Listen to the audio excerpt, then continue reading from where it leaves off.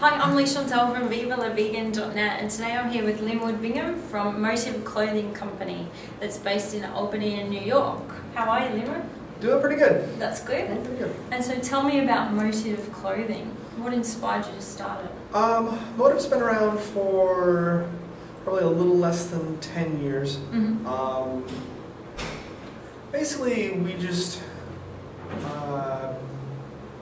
we do designs that promote veganism. Mm-hmm. And like the ones you're wearing? Yep. Mm-hmm. Yep. Veganism and animal rights and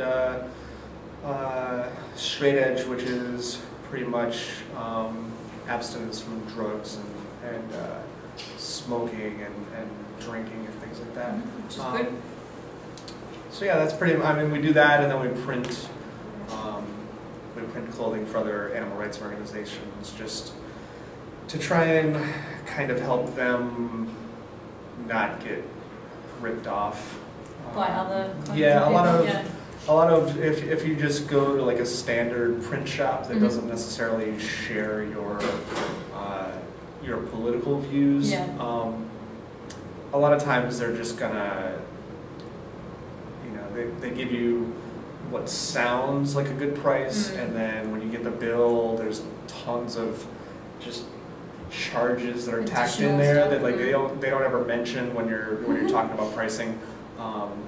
And I've talked to just way too many people who have, once everything, they get told that they're going to pay like $6 a shirt, let's say, Mm-hmm. and then once all of those extra charges that they never got told about Mm-hmm. are added on and everything gets averaged out, Mm-hmm. they're paying like $9 or $10 a Mm-hmm. shirt, and then Which they haven't budgeted for. yeah, and then if you're a group that's a nonprofit anyway, and it's not like these are people that are making a lot of money, Yeah. so it's kind of they don't have that extra money to spend. So we just kind of try to keep that from happening, Mm-hmm. and print stuff from them, and then do our own thing on Mm-hmm. as well, and primarily just sell things off of our website, which is just motivecompany.com. Mm-hmm. And so, what's your favorite shirt you've done? Do you have a favorite, or are they like babies? It kind of changes, Yeah. just because you'll have a favorite and then you'll print something new, and it's that automatically just becomes your favorite. Yeah. And then, so it's usually at any given time, my favorite is usually one of whatever newest batch of stuff we've done. Yep, exactly. And so what's the most popular one that you've done? What do people like the most? I would say out of the vegan and animal rights related designs, what seems to do best are the direct action and animal liberation related shirts. There's really not very many people out there that are doing that sort of stuff right now, as far as like the doing those sorts of designs. Definitely. So I think people want those, and there's just not a lot of options out there for that sort of thing. Yeah, that's good. And you do hats, shirts, Yeah, hoodies. Our usual phrase is that if you can wear it, we have printed on it at some point. We've done t-shirts, hoodies, hats, wallets, belts, socks, underwear. We've printed it. We've done shoes. We've done gloves.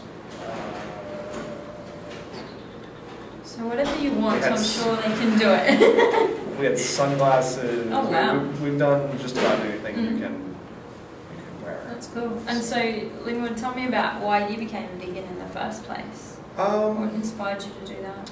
The initial spark kind of came through hardcore bands that I was listening to, and especially back in the mid 90s. There were a lot of vegan bands that were very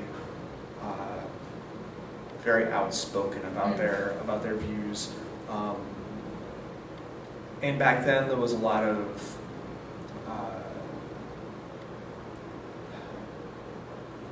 bands would have political messages, and then like in the liner notes or the lyrics, wherever it was, there would be a thing that would be like, we recommend that you check out these books, or if you want to know more about these subjects, like check out this or this or this. So what ended up happening is it kind of sparked my interest in it, and then I found some zines that were very similar, and between the two of them I kind of had a small kind of suggested reading list, and then once I started reading that stuff, other books would get referenced, through different things. So I would search out those books, and then it just kind of became a process. And once it's on your radar and it's something that you're looking for, you tend to find a lot more of those things. So I started to read a lot, and then I still wasn't vegetarian even at the time, and it just kind of got to the point where I kind of realized that intellectually I believed one thing, but it didn't match up with the way that I was actually living. So I was kind of, for lack of a better phrase, like kind of walking the walk. I'm talking the talk without walking the walk. I kind of felt that it was the right thing to do, but I wasn't. My actions didn't really support that. And at that point, I really didn't have a choice. I either had to try to unlearn what I had learned, which is never really possible, or I had to just kind of change the way that I was just embrace it fully. Living. And just kind of learn to kind of stop doing a lot of the things that I did. And how long ago was that when you finally decided to do that? I was vegetarian for about 6 months. I went vegetarian with the knowledge that I wasn't going to be one of those people who was going to be like, oh, I've been vegetarian for 40 years. I was like, I knew. You knew all the facts. I knew that I was doing it as like a small step into veganism. Which is what vegetarians are great for the most part. That's why most people do it. But I've been vegan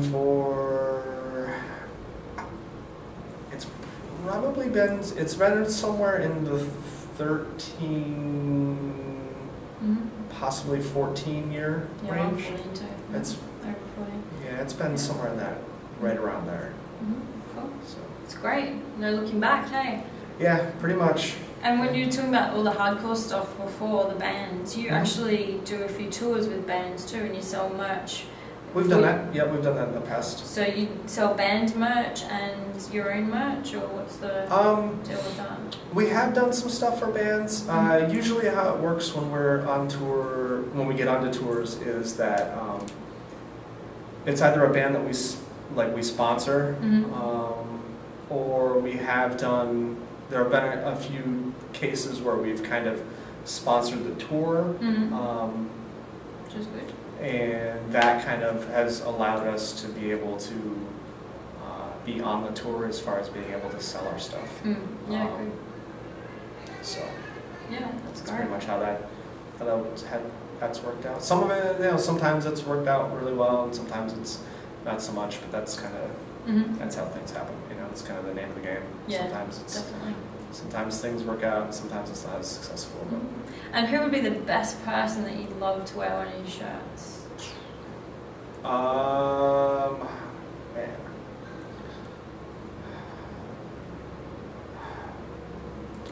I don't know. So the problem is that every time there's like quote unquote celebrity who comes out and says that they're vegan, and I'm like, oh, it'd be really great to get them, you know, like just get them in one of our shirts. Like 6 months later, they're, you know, back to like eating eggs and stuff, and I'm just, you know, it's so people should make sure they're vegan for at least a year before they say they're vegan. Yeah, it's so, it gets really annoying. Yes, I fully concur. Like, I was really psyched when, for instance, Bob Harper from Biggest Loser announced that he was vegan, just because he's seen as a kind of an expert in the health field. And I thought that would be a really great thing, but it apparently kind of lasted for less than a year. Eggs, I think, egg whites. And I think that a lot of that comes from people saying that they're vegan and coming to it from purely a dietary choice perspective. Like if it's just because, like if you're just going vegan because you want to lose weight, or you're only going vegan because it's cool or a celebrity. Yeah, you're like trying to like cut down on cholesterol or you know, whatever it happens to be. Like if it's not because you are against animal suffering and exploitation, then it's never gonna stick. Like I've known people who have told me that they were vegan, but you know, they buy leather furniture and things like that, and it's like, oh, well, it's just I'm like a dietary vegan, and I'm like, there's not really any such thing, in my opinion, as a dietary vegan. Like you're vegan or you're not. Like you're, you know, maybe you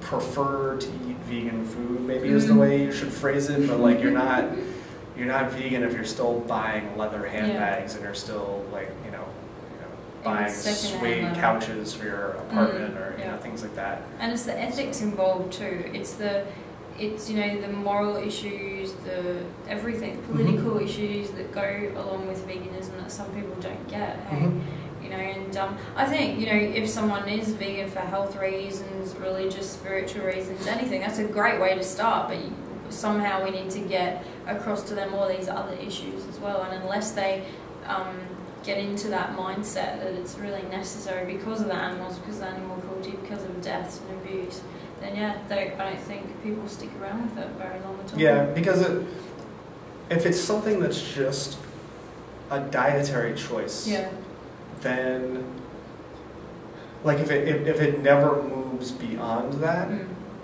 then the next fad diet that comes along, like you know, all the lemon juice, all protein and no carbs, or all you know, all this and blah blah blah, or like they'll just jump to that because that's the new thing that everybody is, you know, like doing. Like right now, like the whole like if you go into like supermarkets and everything right now, like for instance, like all of a sudden everything is like, you know, gluten-free and you know, stuff like that, which is awesome because I do know a lot of people who have real problems with you know, like eating gluten and stuff.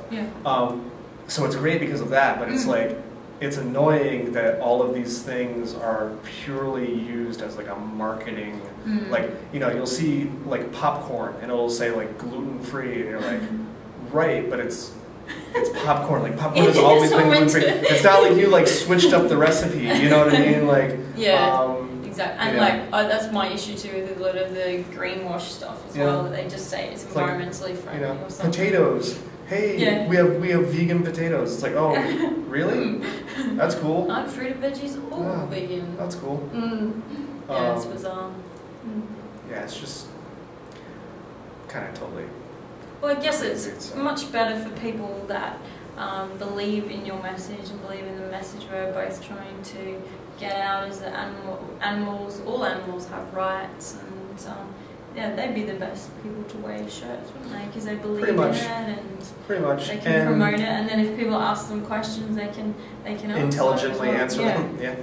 Exactly. So I guess no one, I guess getting back to your initial question, no one in particular comes to mind, but yeah. it would be someone who can intelligently speak about animal rights related issues, basically.